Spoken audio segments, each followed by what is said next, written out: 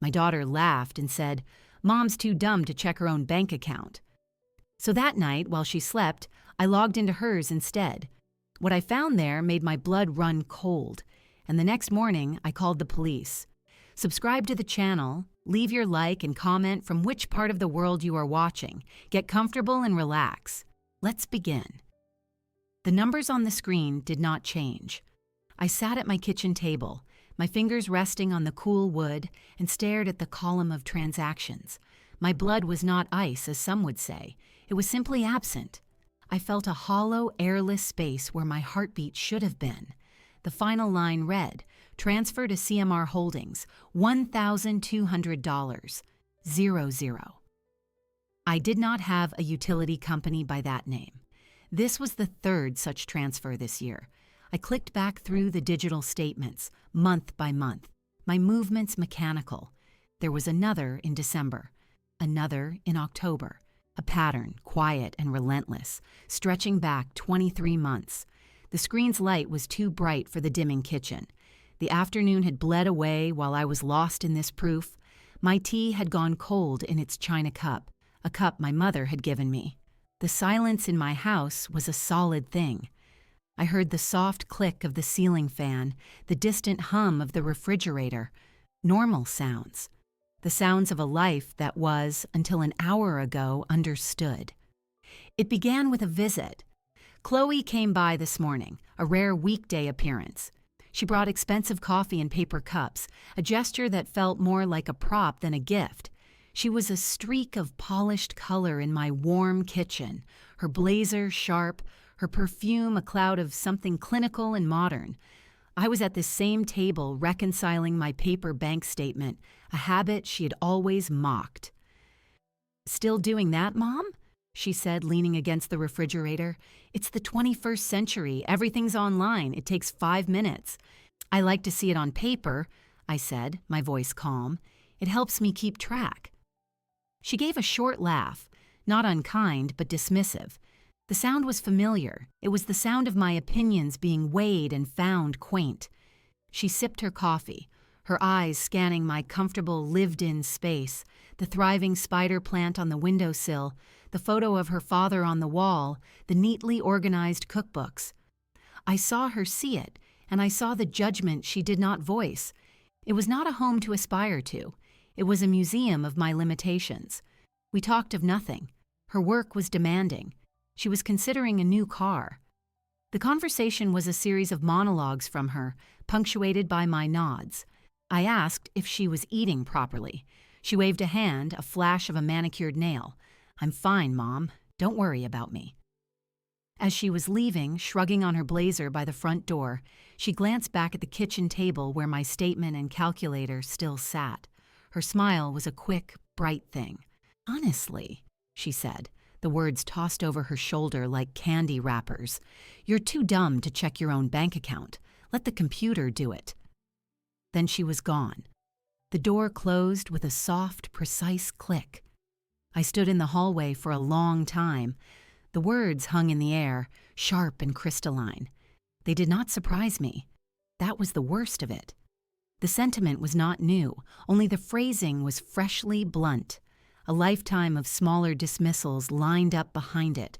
The Times, she re-explained technology I already understood, the sighs when I mentioned a news article from a source she deemed unreliable, the gentle corrections of my grammar that were never gentle at all. They were tiny paper cuts on my sense of self. I had bled quietly for years, stanching the flow with a mother's love, with excuses about stress, about ambition, about generational differences. But this was different. This was not about my intelligence. It was a statement of her belief in my ignorance, a belief so absolute she would say it aloud as a joke. I returned to the kitchen.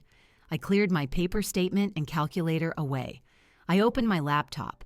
I logged into my online banking portal, a thing I did every month anyway despite her assumption. I navigated to the statements. I looked, really looked, at the line items beyond the regular bills. I looked for CMR Holdings, and I found the theft. The hollow feeling began to recede, replaced by a slow, spreading heat. It was not rage, not yet. It was a chemical clarity.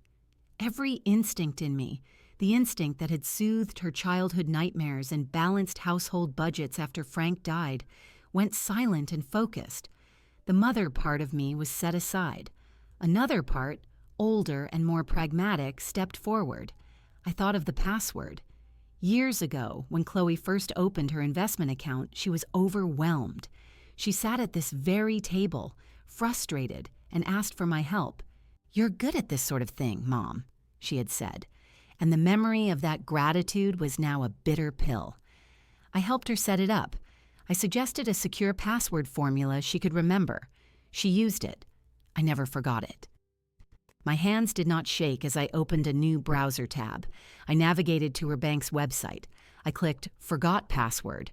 I entered her email, the one I still had for family emergencies. I answered the security question. Mother's maiden name, Jones. I set a temporary password. I logged in. Her account dashboard loaded. The balance was substantial. Far more than a 32-year-old, even a successful one, should reasonably have liquid given the apartment she leased and the car she drove. I clicked on transaction history. I filtered for deposits, and there they were, the corresponding deposits.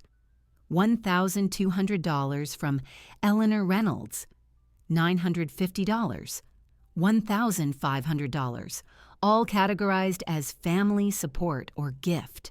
They mirrored the withdrawals from my account with a precise monthly rhythm. The last one was 4 days ago. I sat back. The blue glow of the screen was the only light now. The room was dark. I could see my faint reflection in the window over the sink, a shadow with silver-streaked hair. This was not a mistake. This was not a misunderstanding. This was a calculation. She had set up automatic transfers from my account to hers, counting on my supposed incompetence, my trust, my ingrained habit of not scrutinizing what I believed was secure. She had funded her polished life with pieces of my quiet one, my retirement money, the money Frank and I had saved, the money for my peace of mind. The heat in my chest solidified into a cold, dense weight. The sadness was there, a vast ocean of it, but I would not swim in it now. I placed a lid on it. I had facts to gather. I took a clean notepad from the drawer. I wrote the date at the top. I began to list the fraudulent transactions, their dates, their amounts. My handwriting was steady, the letters precise and even. I worked without hurry. There was no more hurry. The crime was already complete. My response would be a matter of precision. When I had a full list, I saved digital copies of every relevant statement. I saved screenshots. I created a folder on my desktop and named it Documents. I printed 2 copies of everything. The printer hummed and whirred in the dark office, spitting out pages of betrayal. It was past midnight when I finished. The house was profoundly still. I turned off the laptop. The sudden darkness was absolute. I did not turn on a light. I sat in the black quiet, the printed pages a neat stack under my hand. The hurtful comment was no longer an insult. It was an instruction. She thought me too dumb to check my own bank account, so I had checked hers instead, and I had found the truth. The decision was not a dramatic one. It was the only logical path forward. The mother who endured was gone. In her place was a woman with evidence, a woman who understood justice. The plan was not fully formed, but its first step was complete. I knew the scope of the betrayal. The next step would be to secure my own position. Then I would act. I stood up. My knees protested, a reminder of my age, of the years she had stolen from more than just my bank account. I walked to the kitchen and poured the cold tea down the drain. I washed the cup carefully, dried it, and put it back in the cupboard. I performed each motion with deliberate care. This was my home. These were my things. This was my life. She had mistaken my quiet for weakness, my love for blindness, my method for stupidity. It was a critical error. As I turned out the lights and walked upstairs to a bed I knew would offer no sleep, a single clear thought echoed in the new silence of my mind. The game was not hers anymore. I had just taken the board. Sleep did not come. I lay in the dark, the ceiling a blank slate above me. The house's familiar nighttime sounds, the settling of a floorboard, the distant groan of the water heater, felt like intrusions. My mind was a bright, silent room where only the numbers lived. $1,200, $950, $1,500. They arranged and rearranged themselves into a total sum I had not yet calculated. The not knowing was a form of torture. I needed the full scope. At 2:17 a.m., I rose. The floor was cool under my bare feet. I put on my robe, a thick cotton thing I've had for years, and walked downstairs. I did not turn on the overhead lights. A small lamp on my desk in the home office cast a pool of yellow light, enough to see by. The printed pages from earlier were still there, a silent accusation. I sat down. The computer woke with a soft glow. I reopened the folder I had created. I opened a fresh spreadsheet program, a simple one I used for my garden planning and household budget. I created 2 columns, date and amount. I began transcribing the data from my notes, from the printed statements. Each click of the keyboard was a deliberate tap in the quiet. I started with the most recent transaction and worked backward. The list grew, line after line, a chronology of theft. When I reached the apparent beginning, 23 months prior, I stopped. I instructed the program to sum the amount column. The number appeared, $31,650. 00. I read it once. I read it again. I did not feel a new surge of anger. The number was too large for that. It induced a kind of numbness, a sensory overload. $31,650. Taken in increments of a few hundred or 1,000 at a time. A slow, steady bleed. I leaned back in my chair. My eyes moved from the number on the screen to the darkness outside the window. I thought of the things I had not done. The trip to visit my cousin in Savannah I had postponed, citing budget concerns. The new set of tires for my car I had bought retreads instead. The donation to the community garden I had reduced. I had made small economies, tightening my belt around a retirement I thought was secure. All while she lived in her sleek apartment, drank her expensive coffee, and called me dumb. A new question formed, cold and practical. How? The how was crucial. I navigated back to my bank's website. I logged in and went to the management page for automatic transfers. There it was. A scheduled monthly payment set up to CMR Holdings, routed to a bank account number I did not recognize. The payment was authorized via my online banking profile. The security method was a series of personal questions. I knew the answers to those questions. My mother's maiden name, the street I grew up on, my first pet's name. Chloe knew them all. She had sat at this desk with me years ago when I was first setting up the online access, fretting about security. "Just use easy stuff, Mom. Things you'll never forget," she had said. I had used those very answers. She must have accessed my account when she was here for some visit. She must have watched me type my password. She was always observant when it served her. She would have seen the pattern, the simple security. She would have seen an opportunity. I examined the CMR Holdings name. It meant nothing. A shell, a fiction. A quick internet search from a private browser window confirmed it. No business registration under that name in our state. It was a facade, a label for the drain she had installed on my account. The next step was obvious. I needed to see the destination account in full. I had the number from the transfer details. Using the same method as before, I navigated to the login page for her bank. I entered her username, her email. I clicked Forgot Password. The security question appeared. What was the name of your first school teacher? I knew this too. Mrs. Henderson. Kindergarten. Chloe had hated her, said she was mean. The memory was sharp and unrelated, a piece of her childhood I still held. I used it now as a key. I reset the password. I gained entry. Her full account details appeared. The account number matched the one receiving my funds. This was the repository. I exported her transaction history for the full period. I cross-referenced the deposits from Eleanor Reynolds with the withdrawals from my account. They matched, date for date, dollar for dollar. The evidence was now a closed loop. I printed everything. The printer whirred, spitting out page after page. The sound was loud in the sleeping house. I assembled the documents in chronological order. I used paper clips, then separators from my desk drawer. I labeled them: my account, withdrawals, Chloe's account, deposits, transfer authorizations. As I worked, the numbness began to recede. In its place came a clear, focused energy. This was a problem that could be solved. It had parameters. It had proof. My grief was a luxury I could not afford at this moment. It was shelved, set aside with the same care I used to organize these papers. I thought about confrontation. The image of calling Chloe, screaming, demanding answers flashed and was dismissed. Emotion would achieve nothing. It would give her the advantage.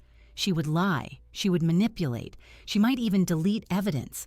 She had already demonstrated a belief in my incapacity. She would not expect a systematic response.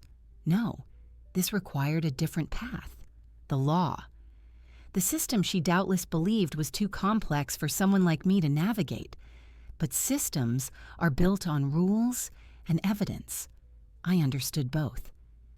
By the time the sky began to lighten from black to a deep charcoal gray, I had a complete record. I had calculated the total. I had established the method. I had linked the accounts. The binder I had placed the papers in was heavy, substantial. It was no longer just a collection of printouts. It was a case. I closed the binder. I stood up. My body ached from hours of sitting, a dull reminder of my age. I walked to the kitchen and filled the kettle. As I waited for it to boil, I looked at my hands. They were steady. The tremor of shock was gone. The plan was simple. First, secure my accounts, change every password, every security question. Visit the bank in person and speak to a manager, show them the fraudulent transfer authorization, and have it revoked. Lock everything down. That was the priority for today.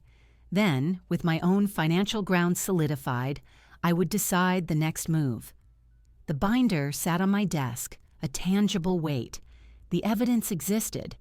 What I did with it was now a choice. I made my tea. The first birds began to chirp outside. A new day. The world had not changed, but I had. The woman who went to bed last night was gone. She had been picked apart by numbers on a screen. The woman standing in this kitchen, sipping bitter tea as dawn broke, was someone else. Someone who had been robbed, not just of money, but of trust. Someone with a binder full of answers and a cold, quiet resolve to use them. The hurt was still there, a deep, bruised place inside me. But it was no longer in charge. It was data. It was motivation. I finished my tea and washed the cup. I had things to do. The bank visit was completed by 10:15 a.m. The process was administrative, sterile, and effective. A soft-spoken branch manager named Mr. Henderson listened without interruption as I presented my identification and a printed copy of the fraudulent transfer authorization. I pointed to the CMR Holdings line. I did not offer emotional context. I stated facts. I did not authorize this. I believe my online security was compromised.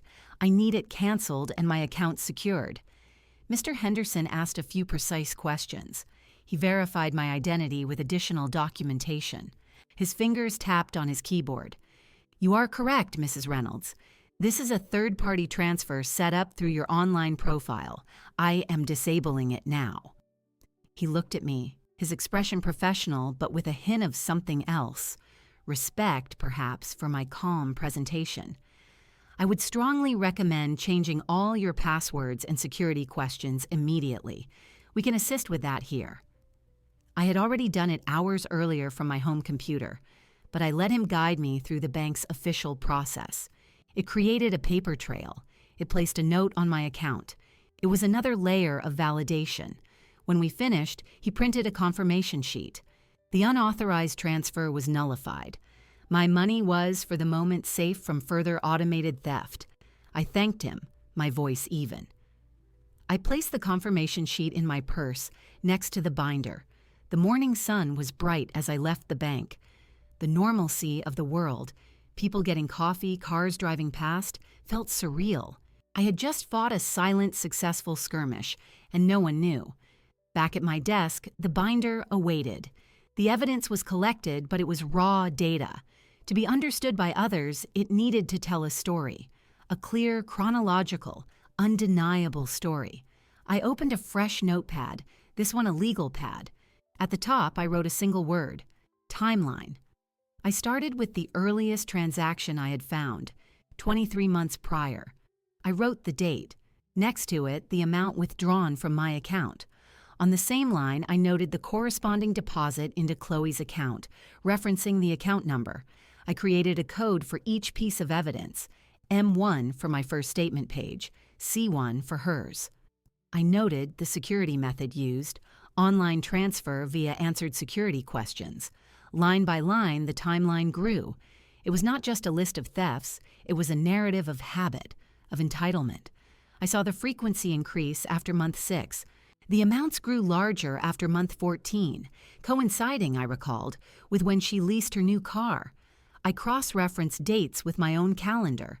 A transfer for $800 occurred 2 days after I mentioned, during a phone call, that I had received my modest annual retirement fund cost of living adjustment. She had been listening for opportunities. The work was meticulous and absorbing. It required focus, which was a blessing. It left no room for the hollow ache that threatened to expand when I paused. My phone rang once. It was Chloe. I stared at the screen, her name flashing. I let it go to voicemail. I could not hear her voice yet, not until I was fortified. She did not leave a message. An hour later, a text arrived. Just checking in. All good? The casual tone, the assumption of my constant benign availability, sent a sharp spike through my calm. I placed the phone face down on the desk. I breathed in, then out. I looked at the timeline. This was her reality. This text was her fiction. I typed a reply, my fingers steady. All fine. Just busy with garden. Talk soon. The lie was easy. It was a necessary component of the new reality I was building. The reply was sent. No immediate response came. She was likely satisfied, her minimal duty performed. I returned to the documents. I needed a summary. A prosecutor or a detective would not want to wade through every line initially. They would need the case distilled.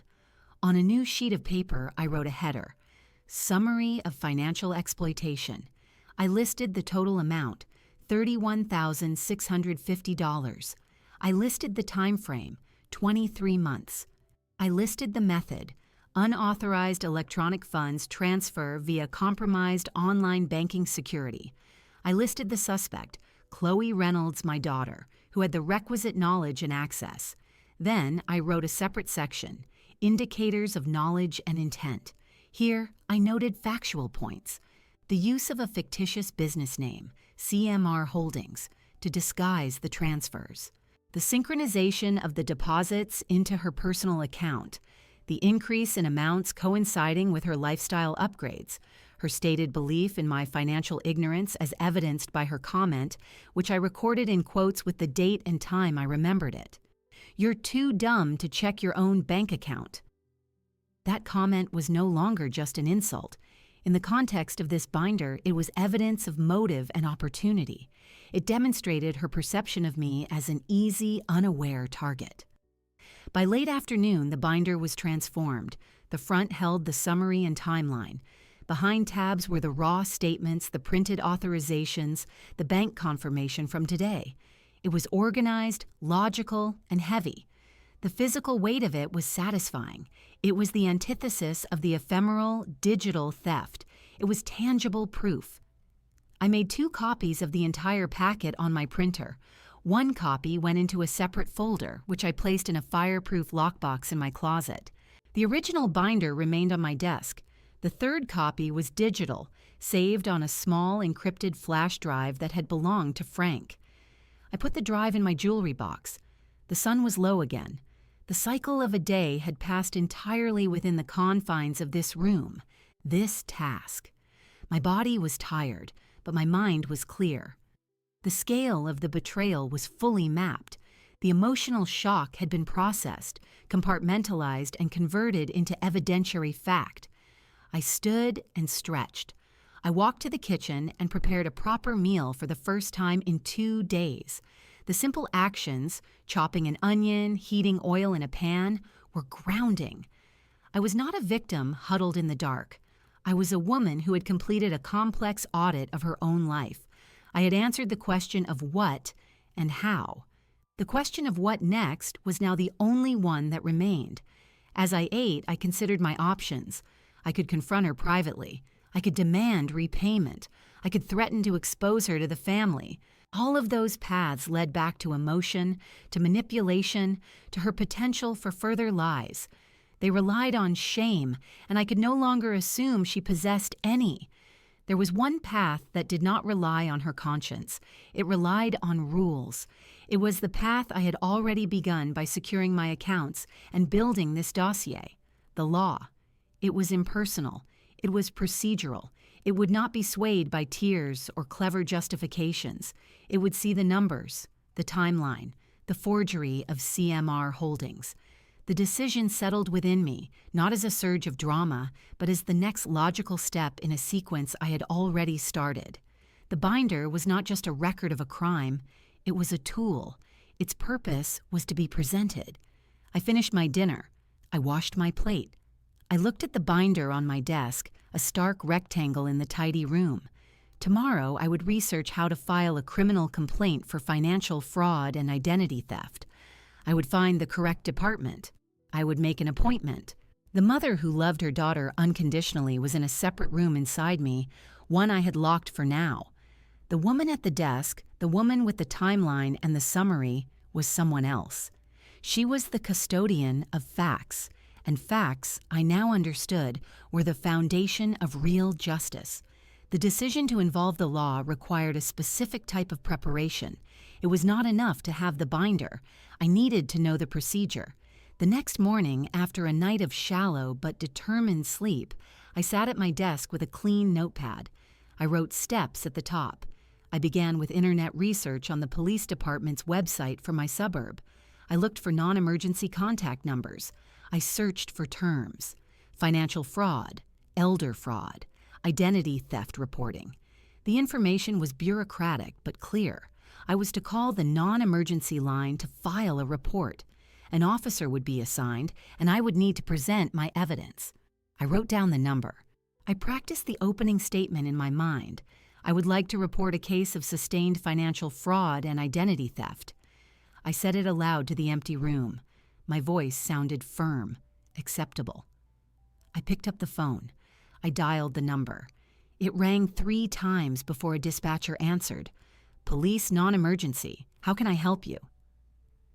"I would like to report a case of financial fraud and identity theft," I said, the words coming out exactly as practiced.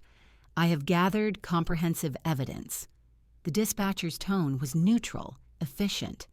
"Are you in any immediate danger?" "No." "Is the suspect on the premises?" "No." "Okay, I can have an officer call you back to take a report. It may be a few hours. Can you provide your name and a callback number?"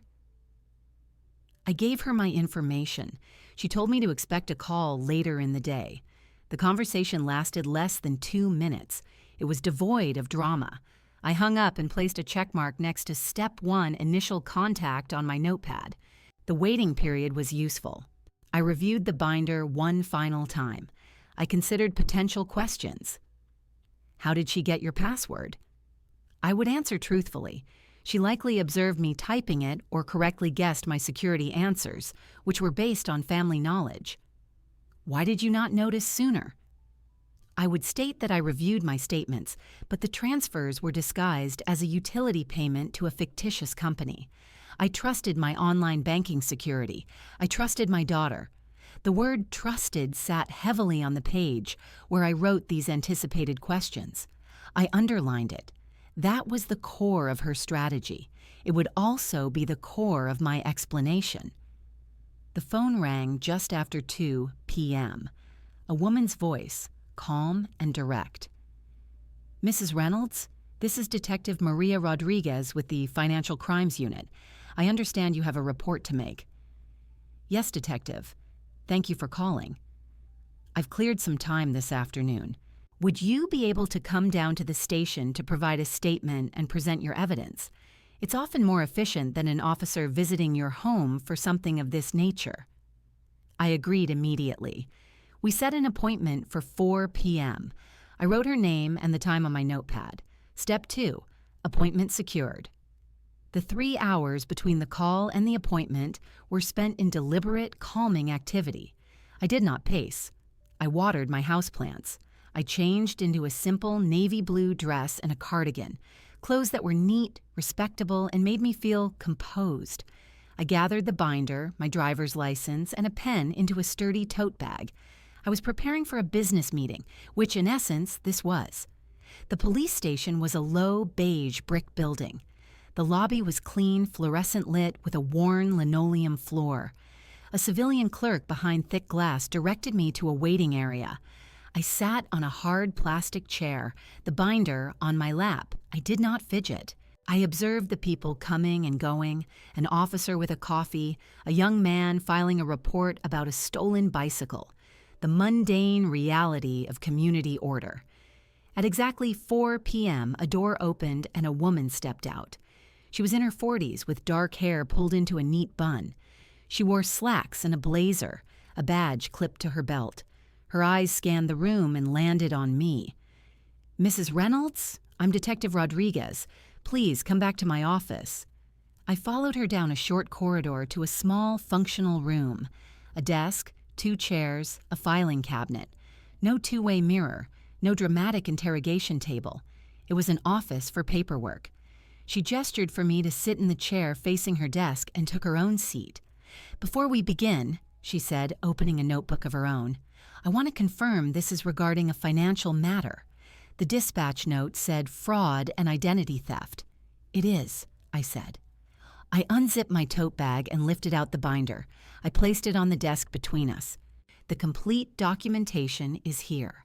The suspect is my adult daughter, Chloe Reynolds.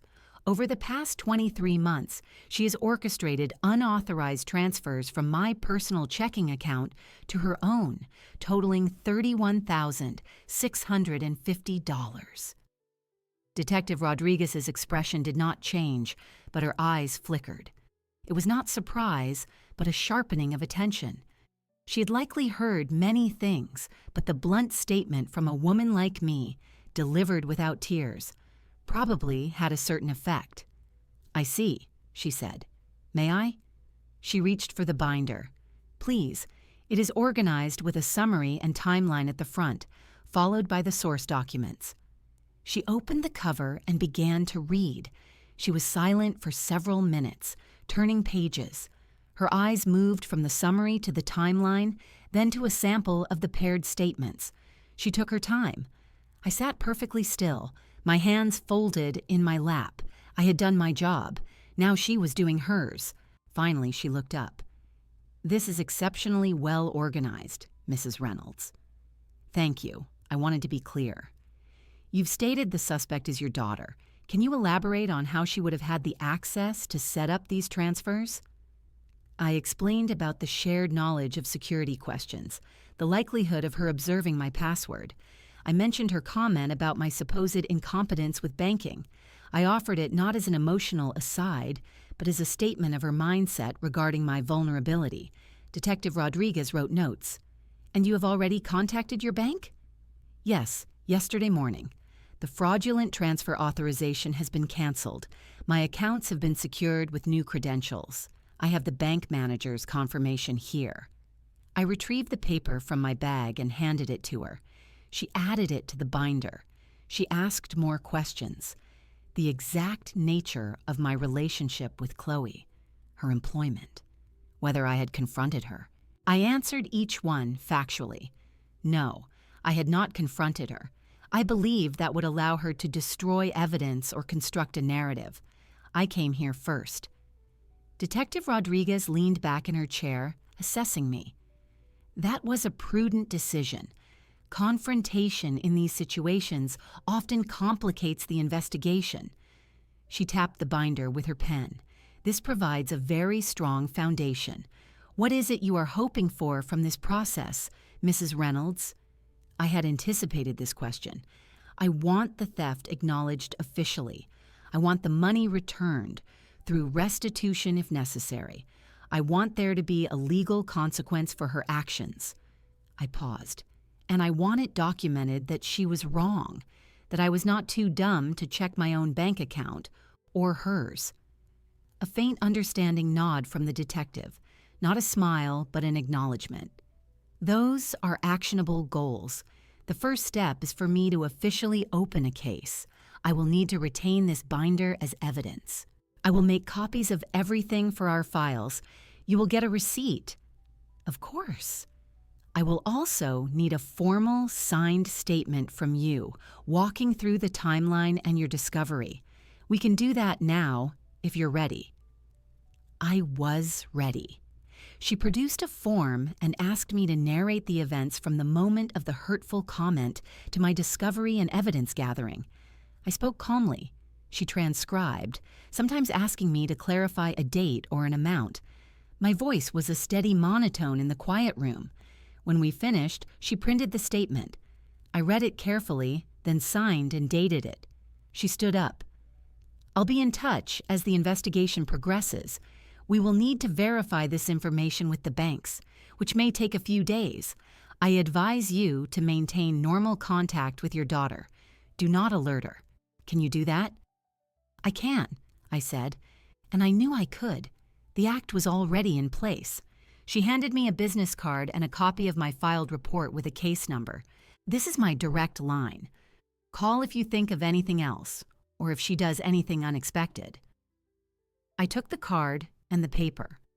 The weight of the binder was gone from my bag. It was now part of an official system. I felt lighter, and at the same time, fortified. The resolve that had been a private flame was now sanctioned, channeled into procedure. Thank you, Detective, I said. Thank you, Mrs. Reynolds. You've done the hard part already. I left the station. The late afternoon sun was warm on my face. The process was no longer just mine. It had a number. It had a detective. The law was now my ally. The quiet strength I had gathered at my kitchen table had been deemed credible. As I drove home, the hollow ache was still present, but it was now framed by a structure of facts and official paper. My resolve was no longer just a mother's, it was a plaintiff's, and it was ironclad. The drive home from the police station was conducted in absolute silence.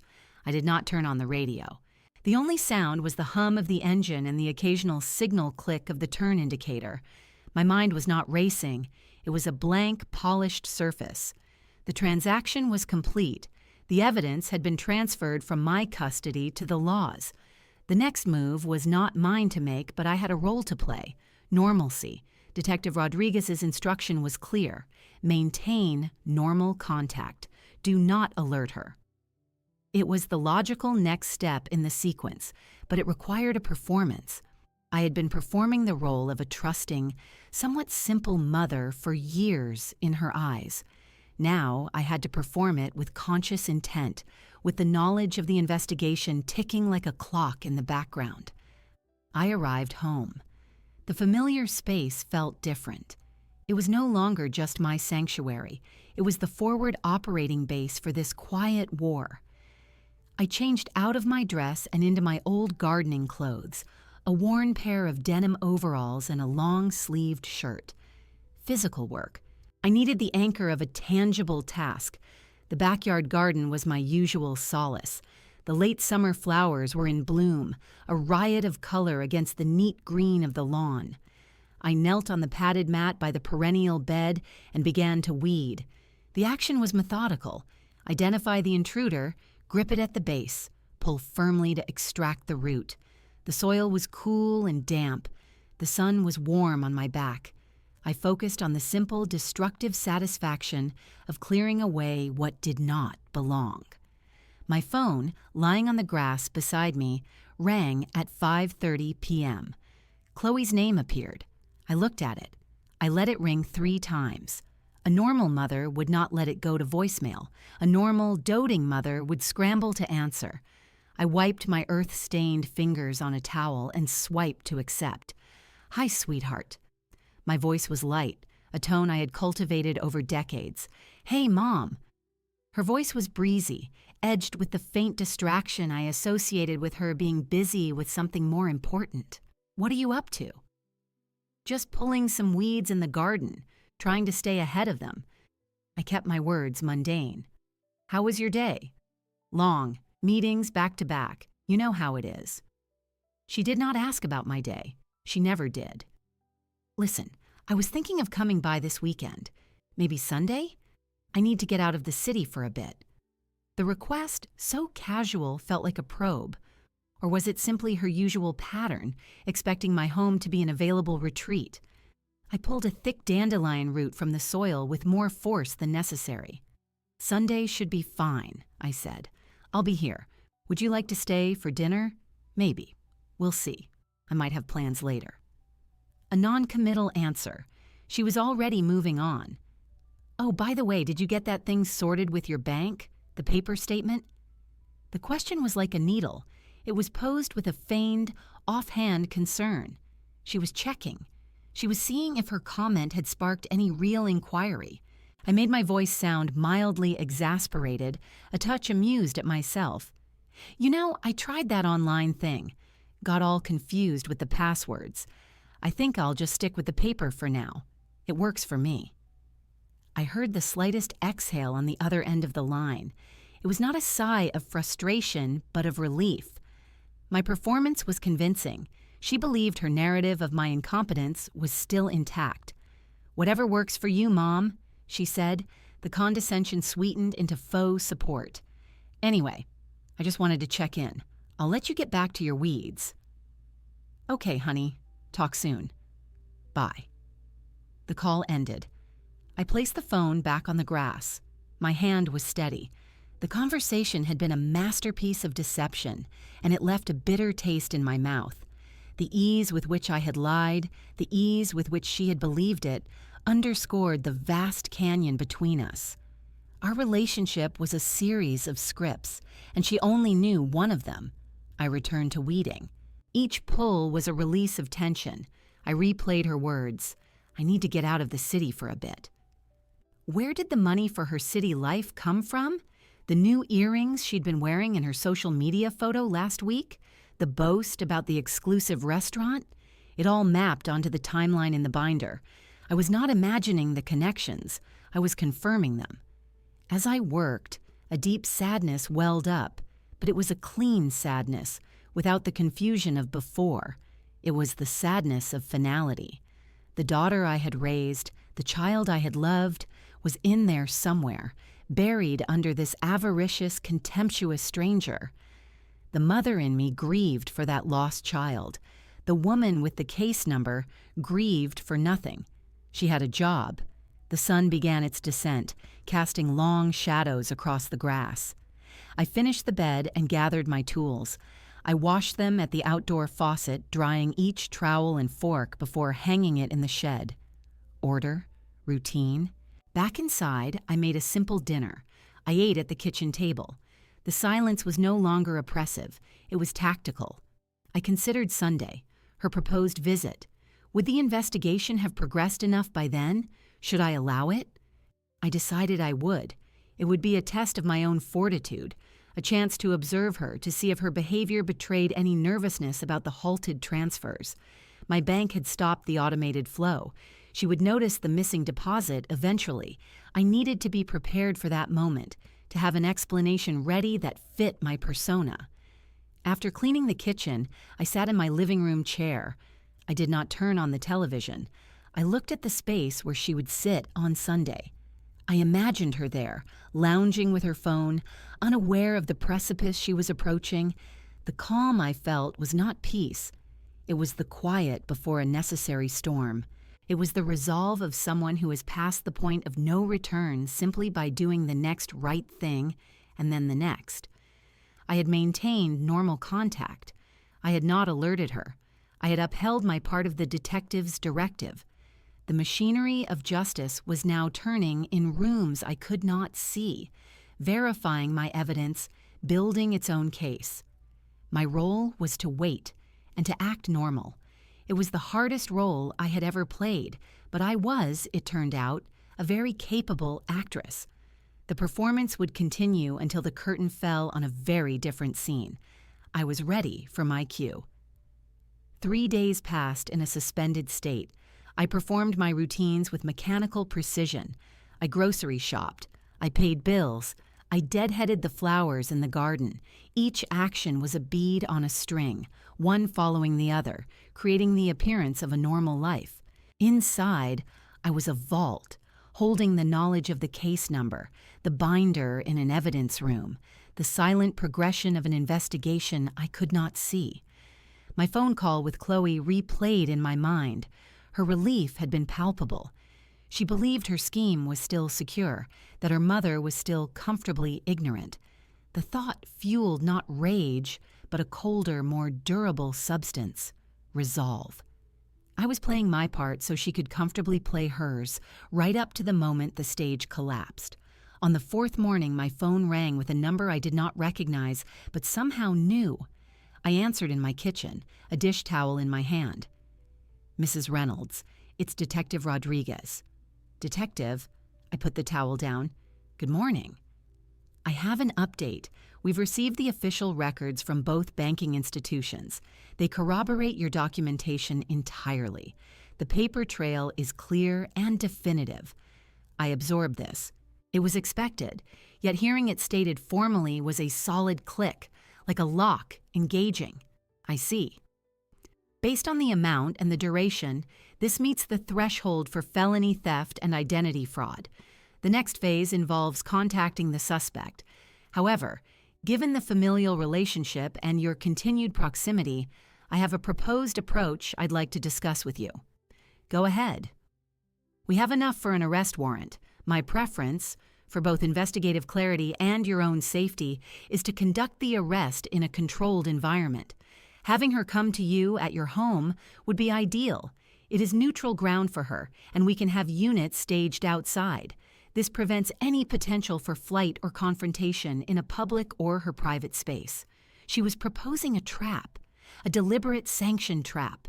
The words were clinical, but their meaning was profound. They wanted to use my home, my invitation, as the mechanism for her capture. "What would you need me to do?" My voice was flat, unsurprised. "You would need to contact her and arrange a meeting, a reason for her to come to your house. It should sound routine, unremarkable. Once she is inside and the situation is contained, we would enter and make the arrest. You would be present but protected. We would take her from there." I looked around my kitchen. The morning sun slanted across the table where this had begun. This room, my sanctuary, would become the setting for the final act. The symbolism was not lost on me, but I did not dwell on it. The practicalities were what mattered. "I can do that," I said. "She actually mentioned coming by this Sunday. I could confirm that visit or create another reason sooner." "Sunday gives us time to prepare. Let's tentatively plan for that. I will coordinate with patrol. I will need to be there, along with at least one uniformed officer. We will be nearby, out of sight. You will need to wear a discreet audio transmitter for your safety, so we can monitor the situation in real time." A wire. They wanted to wire me. The reality of the plan descended, concrete and severe. "I understand." "I will need you to come into the station tomorrow to go over the details, practice the call if necessary, and be fitted with the equipment. Can you do that?" "Yes." "What time?" 10 a.m. Use the back entrance to the investigations wing. I'll meet you there." 10 a.m. I'll be there. "One more thing, Mrs. Reynolds." Her tone shifted slightly, from pure procedure to something with a faint edge of personal concern. "This will be difficult. You are facilitating the arrest of your daughter. You need to be prepared for that emotionally. There will be yelling, there will be pleas. You will have to witness it. Our priority is your physical safety, but I need to know you are mentally prepared to see this through." I did not hesitate. I am prepared. I have had several days to prepare. The woman who is coming to my house on Sunday is not my daughter. She is a person who stole $31,000 from me and called me dumb to my face. I am ready to see the consequences of that. A pause on the line, then a simple, "All right, I'll see you tomorrow at 10. The call ended. I placed the phone on the counter. The dish towel was still there, a crumpled lump of blue cotton. I picked it up, smoothed it, and hung it neatly on the oven handle. Order. The plan was no longer abstract. It had steps, a timeline, technical components, a wire. I thought about what I would say to lure her here. A confirmed Sunday visit was too passive. It needed a hook, a reason for her to be eager to come. I needed to present a trigger that would appeal to her greed, her sense of opportunity. An idea formed, clear and functional. I would tell her I was finally updating my will, that I had an appointment with the lawyer on Monday and I wanted to discuss it with her first to go over some papers. It was plausible. It was a subject that would grab her attention completely. It played directly into her expectations of me as a woman settling her affairs and her own perceived role as the heir. It would ensure she arrived with a specific, acquisitive frame of mind. It was perfect. It was also a deeply sad manipulation, using the last vestige of a mother's legacy planning as bait. But that sadness was a luxury for another time. The rest of the day was spent in necessary preparation. I did not clean my house with frantic energy. I cleaned it with the focused attention of a stage manager preparing for a crucial performance. Every surface was wiped, not to impress, but to create a sense of utter normalcy, of a home where nothing was amiss. I baked a loaf of banana bread, filling the house with a warm, comforting scent. The props had to be right. The following morning at 9:50 a.m., I parked near the back of the police station. Detective Rodriguez met me at a nondescript door. She led me not to her office, but to a smaller, more technical room. There was a table, recording equipment, and a female officer introduced as Officer Clark. "We'll go through the sequence," Detective Rodriguez said. "First, the call. When will you make it?" "This evening," I said. "Around 7. She usually is finished with work, but not yet out for dinner." "Good. What is your pretext?" I told her about the will. Detective Rodriguez nodded, a professional appreciation in her eyes.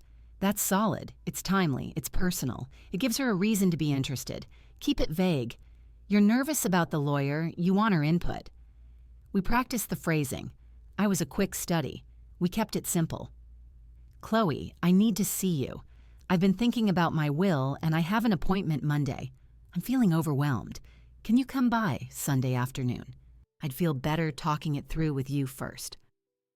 "It sounds like me," I said after the third run-through. "It does," Rodriguez agreed. "Now, for Sunday. You let her in, you make small talk, you offer her coffee, the banana bread. You sit in the living room. You have a folder with some dummy papers on the coffee table. You begin to talk about the will. Keep it going for at least 5 minutes after she arrives. That gives us time to position and confirm audio. At my signal, which will be a text message to your phone that says weather, you confront her, not with everything, just one piece. You say you were reviewing your finances for the lawyer and noticed irregular transfers. Ask her if she knows anything about them. And then you enter. And then we enter. You stand up and move to a predetermined safe corner. We will handle the rest." Officer Clark then showed me the transmitter. It was smaller than I expected, a flat disc with a thin wire and a small microphone. She helped me secure it under my blouse, explaining how the battery pack clipped to my waistband. They tested it. My voice, slightly amplified, came through a speaker on the table. "Testing. 1, 2, 3. It sounded calm, acceptable. We went over safety protocols again. The meeting lasted an hour. When it was over, Detective Rodriguez walked me out. "You are remarkably composed, Mrs. Reynolds." "I have had a lifetime of practice being composed," I said. "It is often what is expected of women like me." She held my gaze for a second, and in that look was an understanding that transcended the case details. "For what it's worth, I think your daughter severely underestimated you. We'll see you Sunday." I drove home with the transmitter equipment in a plain paper bag on the passenger seat. The bright afternoon felt incongruous. The performance was set, the script was written. The only variable was the lead actress, who still believed this was a different play entirely. My role was to deliver my lines and then step aside to let the consequences arrive, wearing a badge and carrying handcuffs. The quiet of the car was not peaceful, but it was purposeful. Every piece was in its place. At precisely 7 o'clock that evening, I sat in my living room chair, the phone in my hand. The transmitter equipment was in its bag on my desk, a silent promise of what was to come. The room was quiet, lit by a single lamp. I dialed Chloe's number. She answered on the second ring. "Hey, Mom, everything okay?" Her tone held a slight edge, the one she used when my calls might represent an obligation. Yes, everything's fine," I said, letting my voice carry a deliberate, fragile hesitation. I need to see you. I've been thinking about things." "What kind of things?" The edge softened into mild curiosity. My will, my estate. I paused, allowing a small, audible breath.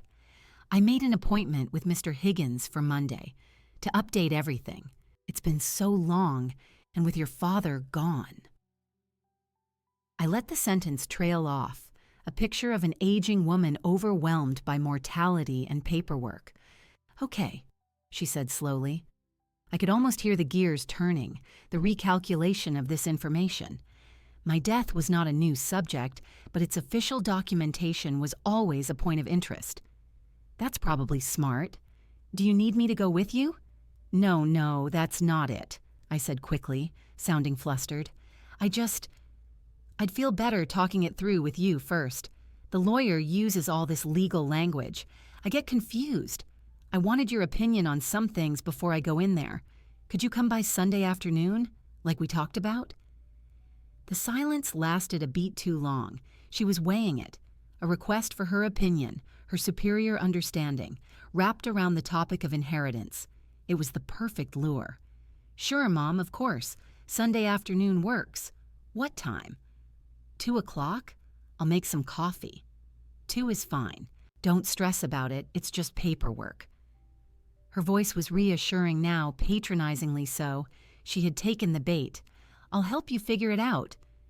"Thank you, honey. I'll see you then." We ended the call. I placed the phone on the side table. The hook was set. I had sounded exactly as I needed to sound. Vulnerable, confused, seeking her guidance. She would arrive expecting to gently steer her simple mother through legacy planning, her mind undoubtedly on the contents of that will. She would be primed for a conversation about what she stood to gain, not what she had already taken. The next 2 days were a study in controlled tension. I followed my routines. I attended my weekly book club at the library, participating in the discussion about a historical novel with what I hoped was normal engagement. I weeded the garden. I washed my car. Every action was a thread in the fabric of normalcy I was weaving. On Saturday morning, my sister Linda called. Linda lives 2 hours away and is Chloe's godmother. Our conversation was typical, circling around her grandchildren and my garden. Then she said, "I saw Chloe's pictures from that charity gala last week. She looked so polished. That girl really knows how to make an impression." I had not seen the pictures. I had muted Chloe's social media updates after the discovery. "Did she?" I said, my voice neutral. "Oh, absolutely, wearing a stunning emerald necklace. Looked real, but who knows with costume jewelry these days. Still, she's living quite the life in the city." An emerald necklace. I thought of the $1,500 transfer in mid-July, a larger sum than usual. The timeline aligned. My stolen money, converted into polished stones to impress at a gala. The connection was a cold, hard fact in my stomach. "She works hard," I said, the lie automatic. "She does," Linda agreed, oblivious. "You must be so proud." After the call, I did not look up the pictures. I did not need to. The evidence was no longer just numbers on a page. It was an emerald necklace at a charity event, funded by my canceled dental implant and the retread tires. The abstraction was gone, replaced by a tangible, glittering symbol of her theft. That evening, a text from Chloe buzzed through. "Looking forward to tomorrow. Don't worry, we'll get it all sorted." The message was meant to be comforting. It felt like a coroner's promise. I replied simply, "See you at 2." The final hours of preparation were procedural. I created the dummy folder for the coffee table. I inserted pages from an old term insurance policy and some blank sheets that looked official. I placed a pen on top. I baked the banana bread as planned. The house was cleaned, not to a showroom standard, but to its usual level of comfortable order. Everything was a prop in its place. I practiced my movements, answering the door, leading her to the living room, offering refreshments, sitting in my usual chair. The confrontation line. I was reviewing my finances for the lawyer and I noticed some irregular transfers. "Do you know anything about CMR Holdings?" I said it aloud several times. My voice remained steady, inquisitive rather than accusatory. A confused mother asking a knowledgeable daughter for help. The ultimate irony. Detective Rodriguez called for a final check-in at 8 p.m. "All set for tomorrow. Units will be in place by 1:30 p.m. You'll wear the transmitter from noon onward. Remember, wait for my text signal before you begin the confrontation. Your safety is the priority. If at any point before that you feel unsafe, use the safe word we discussed." "The weather is changing," I recited. It was a bland phrase that would sound natural in conversation, but would trigger their immediate entry. "Correct. We'll be listening. Good luck, Mrs. Reynolds." I went to bed early but did not sleep deeply. My mind was not racing with fear or second thoughts. It was reviewing a checklist. The plan was sound. The evidence was irrefutable. The law was present. My role was clear. The sadness was a deep, still pool I acknowledged but did not enter. The morning of Sunday arrived, cloudy and still. I performed my normal Sunday routine. A light breakfast, reading the paper, watering the indoor plants. At noon, I retrieved the transmitter from its bag. I put it on with the same care I would use to put on a piece of fine jewelry. The small microphone clipped to the neckline of my blouse, hidden by a lightweight scarf. The battery pack was secure at the small of my back. I turned it on. A tiny green light glowed, then steadied. I made a test statement to the empty room. "Testing. Today is Sunday. The time is 12:10 p.m. My voice, transmitted to a receiver in an unmarked car down the street, was calm. I was ready. The stage was set. The only thing left was for the main player to arrive, believing this was her stage, her script. I sat in my chair, the dummy folder on the table, the smell of banana bread in the air, and waited for the doorbell to ring. The unraveling was complete. All that remained was the pull of a single thread. The doorbell rang at 2:03 p.m., a precise electronic chime that echoed in the silent house. I rose from my chair. My movements were deliberate, unhurried.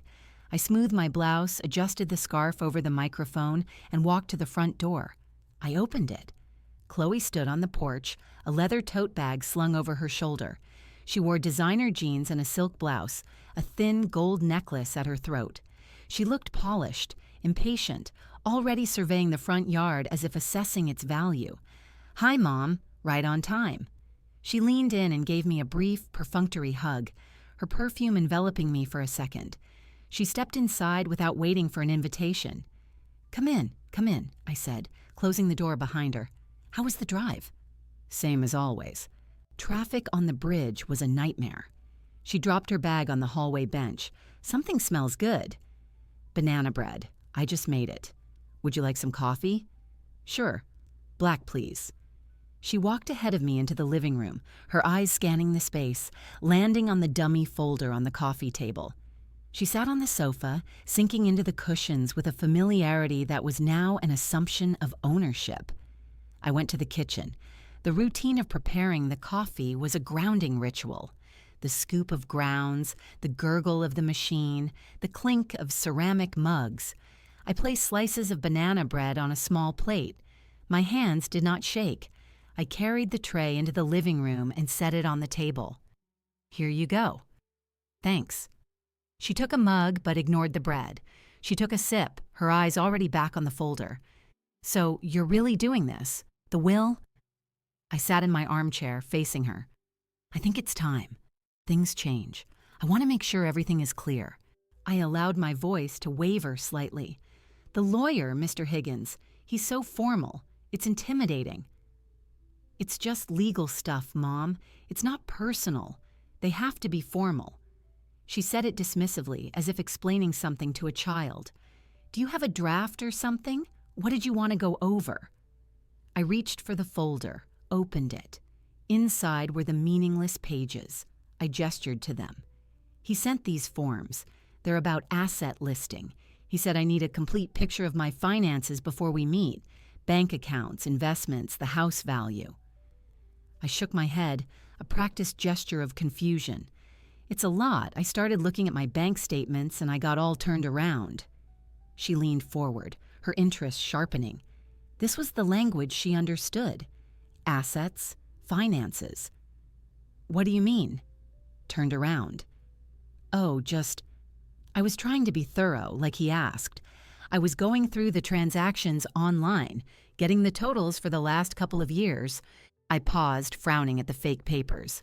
I saw some things I didn't recognize. Transfers to a company I don't use. Her posture stiffened almost imperceptibly. She took another sip of coffee. "What company?" "Something called CMR Holdings. It's been on there for a while. For utility payments, I think. But I pay the gas and electric directly. I don't remember setting that up."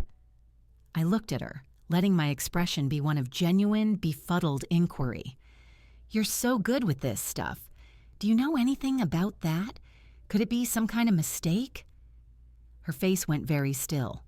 For a fraction of a second, the polished mask slipped, and I saw a flash of something underneath. Alarm, quickly suppressed.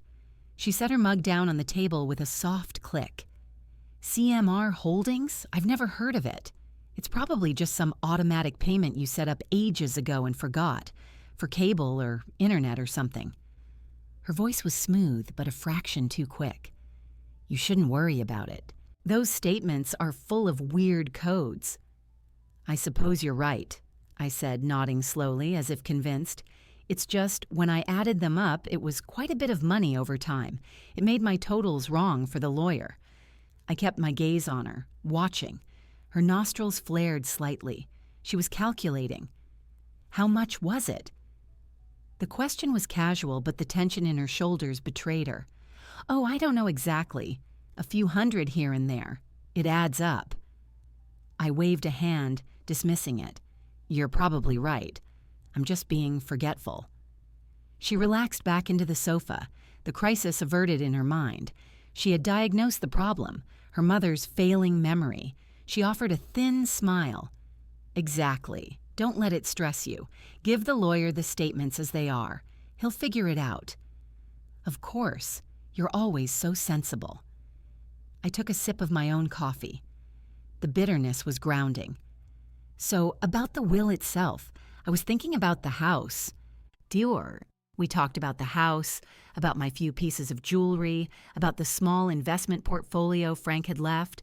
She offered opinions, steering the conversation with a deft, condescending touch. She suggested simplifying things, leaving the house in a trust for ease of transfer. She mentioned how expensive probate could be. Her advice was all framed as helpful, but each suggestion subtly served to consolidate and simplify what she saw as her future inheritance. I nodded along, playing my part. The minutes ticked by. 5 minutes, 7.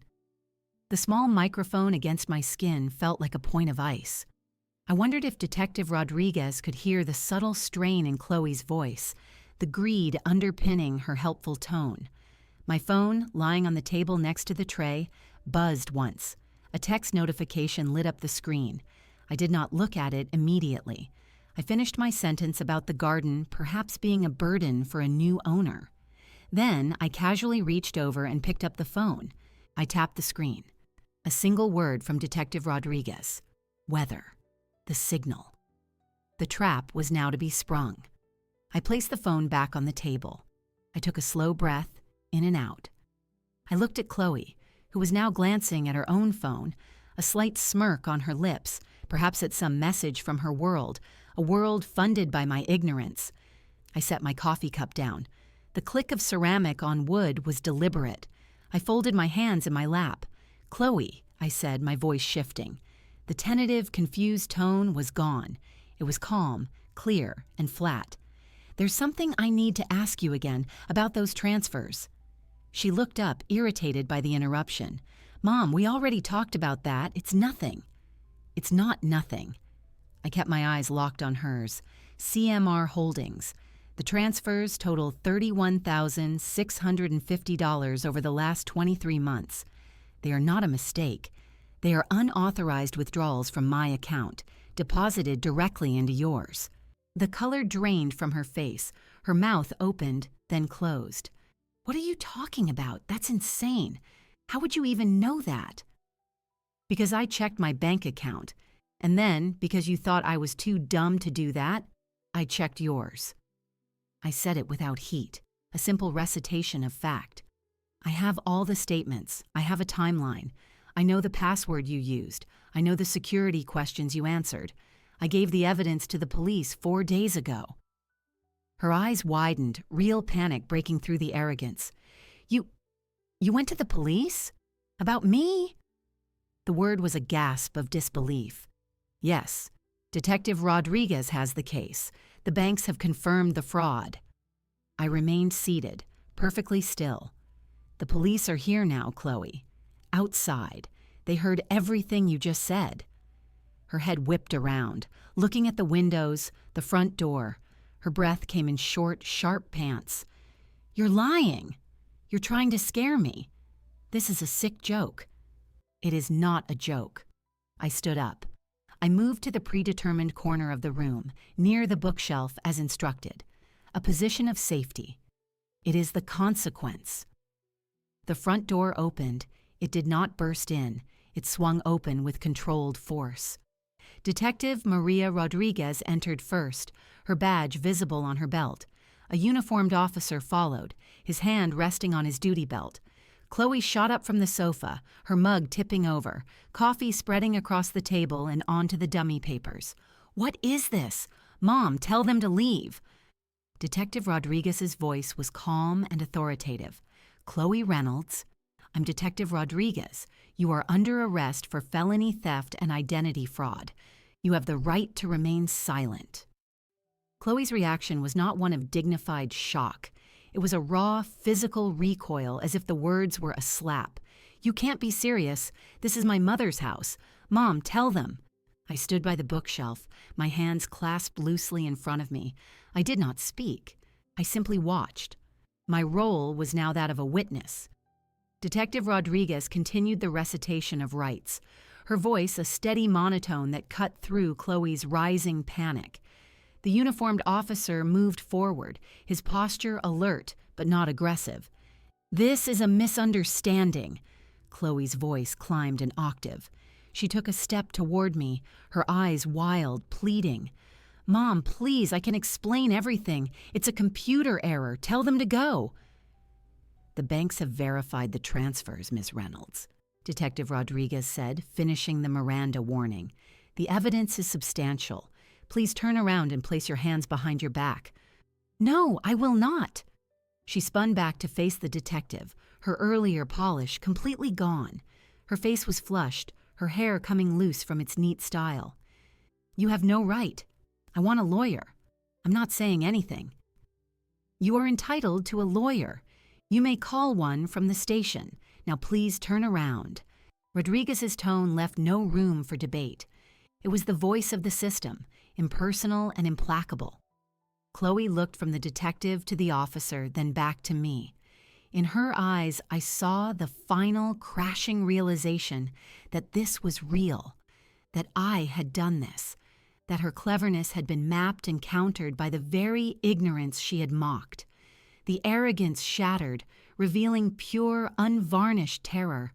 Her shoulders slumped. She turned slowly, presenting her back to the officer. He took her wrists, one at a time, and secured them with plastic handcuffs. The zip of the ratchet was a small, sharp sound in the quiet room. Chloe flinched at the contact. "You're making a huge mistake," she whispered, but the defiance was gone. It was a hollow statement.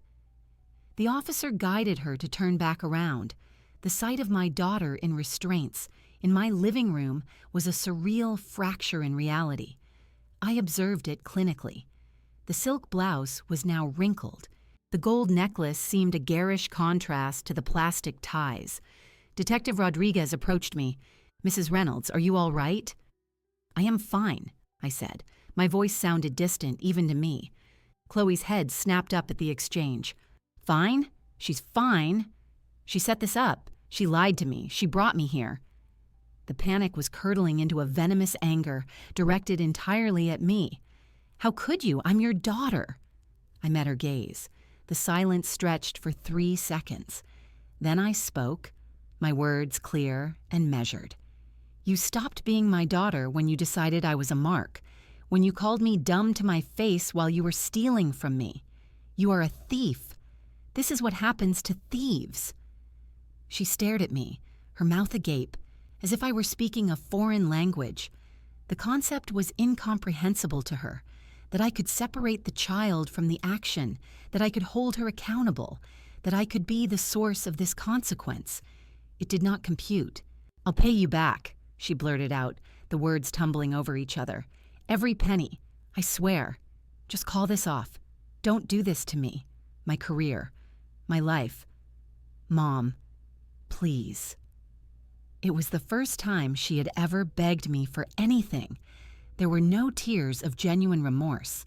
There were only tears of frantic self-preservation. She was not sorry for what she had done. She was sorry she had been caught. The distinction was everything. "It's in the hands of the law now, Chloe," I said. "You should have thought about your career before you set up the transfers." Detective Rodriguez gave a slight nod to the officer. "Time to go." The officer began to guide Chloe toward the front door. She resisted for a moment, planting her feet. "You'll regret this. Everyone will know what you did. They'll see you for what you are." "What am I asked, genuinely curious in that moment. "A cold, vindictive old woman," she spat. I considered this. "I am a woman who balances her accounts," I said quietly. "That is all." They led her out. She twisted her head to look back at me one last time, her expression a twisted mix of hatred and utter disbelief. Then she was through the doorway and gone. I heard the sound of a car door closing, an engine starting, and then the normal quiet of the afternoon returned. Detective Rodriguez remained. She looked at me, assessing. That was as hard as I warned it would be. "It was necessary," I replied. I walked to the coffee table and righted the spilled mug. I gathered the soggy dummy papers. The banana bread sat untouched. What happens next? She will be processed, fingerprinted and photographed. She will have the opportunity to make her phone call. Given the amount, bail will likely be set, but that's for the courts to decide. The district attorney will review our case file. Your binder will be the foundation. You may be called to testify if it goes to trial, though a plea deal is probable. I nodded, absorbing the procedure. "Thank you, Detective, for your professionalism." "You built the case, Mrs. Reynolds. We just executed the warrant." She paused. "The way you handled that, it was impressive, and I know it was painful." "Painful," I repeated, testing the word. It was not sharp enough. It was a deep, chronic ache, like a bone that had been broken and would never set quite right. But the acute, debilitating shock was gone. It had been replaced by a clean emptiness. Will you need anything else from me tonight? No, I'll be in touch tomorrow. Get some rest. She handed me a card with a victim's advocate number on the back. If you need to talk to someone. I took the card and placed it on the mantel. I'll be fine. She left, closing the front door softly behind her. I was alone in the house. The living room felt different. The air seemed clearer, as if a toxic fog had been extracted along with her. I went to the kitchen, retrieved a spray cleaner and a cloth. I returned to the living room and meticulously wiped the coffee from the table. I disposed of the ruined papers. I put the uneaten banana bread in a container. The actions were automatic, a return to order. As I worked, I replayed the last 15 minutes, her face, the handcuffs, her insults, my own calm responses. I felt no surge of victory. I felt a grim sense of completion. A task begun with a hurtful comment and a column of numbers was now concluded. The balance had been addressed not by my hand directly, but by the system I had engaged. I finished cleaning. I turned off the lights in the living room. The house was silent, but the silence was no longer waiting to be broken by a ringing phone or a cruel remark. It was just silence. My silence. I walked upstairs, removed the transmitter, and placed it in its bag. I would return it tomorrow. I sat on the edge of my bed. The emotional dam I had built so carefully did not break. It held. There was sadness, yes, a vast and lonely expanse of it.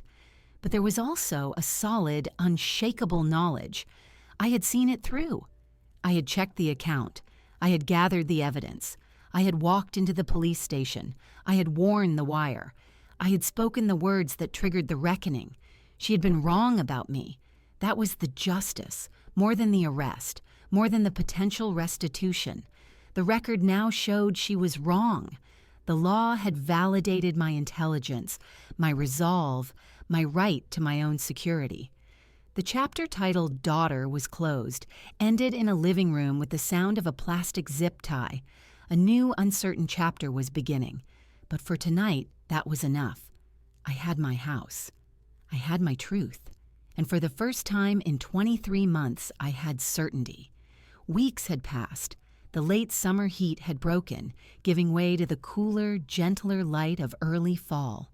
I was in the backyard, kneeling on the familiar padded mat, dividing overgrown clumps of daylilies. The task required focus, slicing through the dense root mass with a sharp knife, separating the healthy fans, replanting them with ample space to grow. The soil was rich and dark, clinging to my gloves. The sun was warm on my back, but the air held a new crispness. The legal process had moved with its own slow, procedural rhythm. Chloe, through a court-appointed attorney, had accepted a plea agreement. Detective Rodriguez had called to inform me. The charges were reduced to felony misappropriation of funds and computer fraud, with the identity theft charge dropped as part of the deal. The agreement mandated full restitution, a 5-year probation term, and 200 hours of community service. A conviction would remain on her record. She had lost her job shortly after her arrest. I heard through my sister Linda that she had moved to another city to live with a friend. Her sleek apartment and city life evaporated. I learned these details not from Chloe. I had not heard her voice since the day of the arrest, but from the formal notifications from the district attorney's office and the occasional, awkward family update. Some relatives had chosen sides. A few had quietly stopped calling me. Others, like Linda, treated me with a careful, pitying respect that I found more exhausting than anger. I accepted these changes as part of the new landscape. My world had become smaller, quieter, and entirely within my control. Eleanor? Hope I'm not disturbing. I looked up. Mrs. Johnson from 2 doors down was standing at the edge of my property line, a basket of mail in her hand. She was a kind woman in her 70s, a widow like me. We exchanged greetings over the fence. Nothing more. Not at all, I said, sitting back on my heels. I pulled off a glove. She approached the garden bed, her eyes scanning the neat rows of turned earth and freshly planted divisions.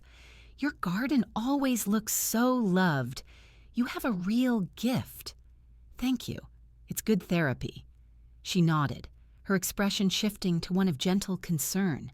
I heard about your daughter, the legal trouble. My nephew works in the courthouse. He mentioned the case." The neighborhood grapevine. I had expected this. "I see," I said, neutral. "I just wanted to say, I'm so sorry you had to go through that."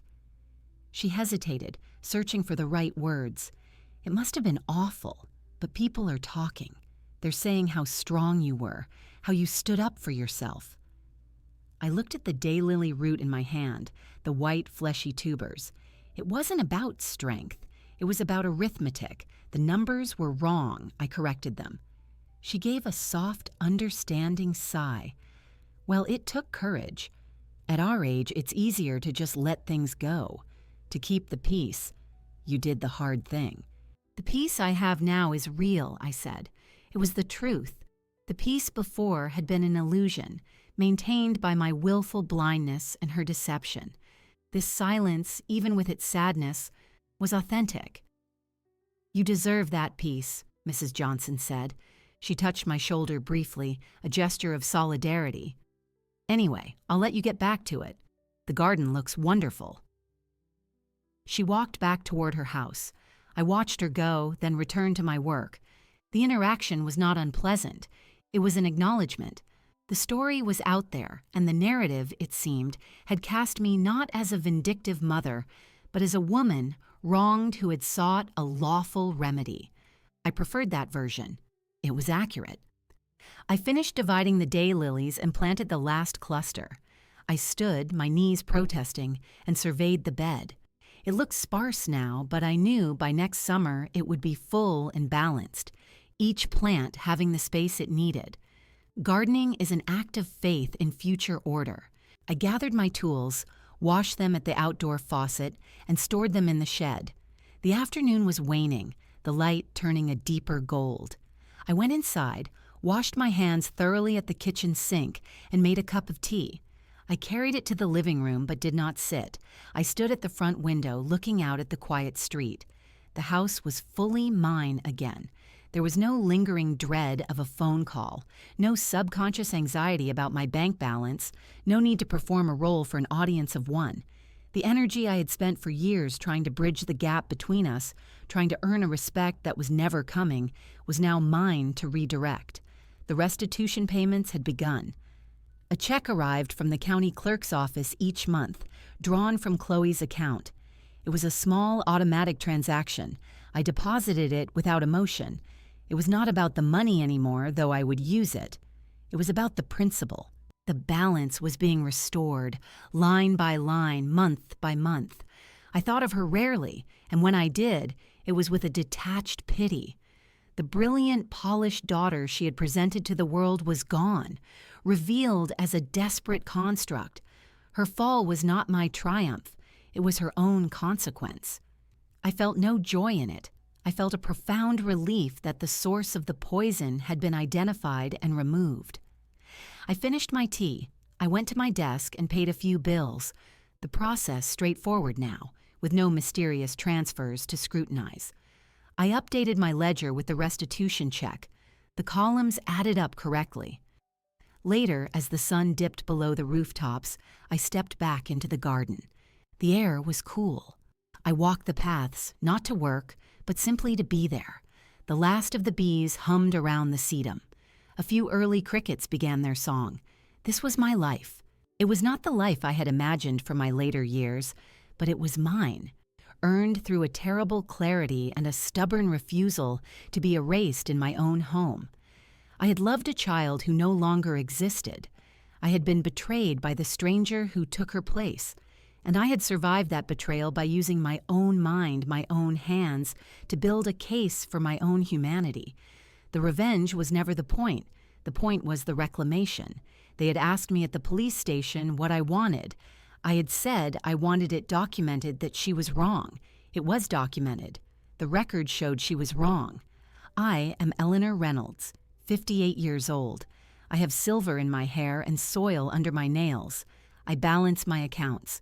I tend my garden. I live in a quiet house where the silence is my own. The story is over. I am at peace.